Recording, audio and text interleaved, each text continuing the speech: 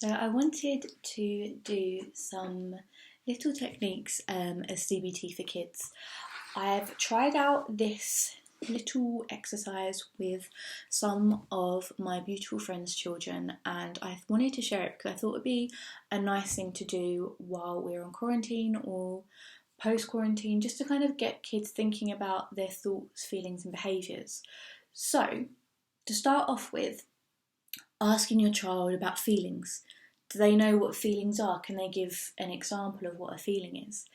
And then get them to really, with their face, express the feelings. So you might ask them to express what being upset feels like, or being scared, or being happy, excited, angry, tired, relaxed, worried.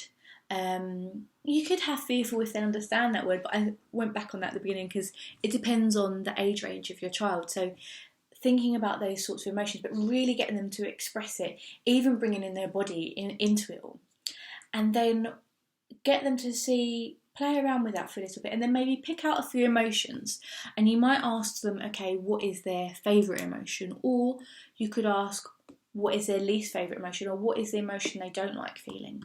Having both of those questions can really give you a good indicator into just a wider range of understanding their emotions and what they're going through. And then once you've kind of got them to act it all out, I want you to then ask them, when do you feel this way? So you want to get an idea of what are they doing when they feel excited, or what are they doing when they feel upset. So really kind of seeing what it is that they're doing. Then within that you want to be, or how are you acting? So what are you doing? Are you laying down? Are you running around? Really having that understanding of what exactly are you doing. If they're able to understand, you might ask them what they're thinking. So what's going through their mind when they're feeling that emotion. That won't work for all age range, but it's a good idea to kind of get to think, what's actually going on in your head? Like, what are you saying to yourself?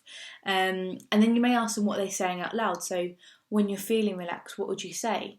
Would you be like, or would you be saying other things? So now we get them to verbalise their emotions as well, which again is making that link between how they feel and what they're saying.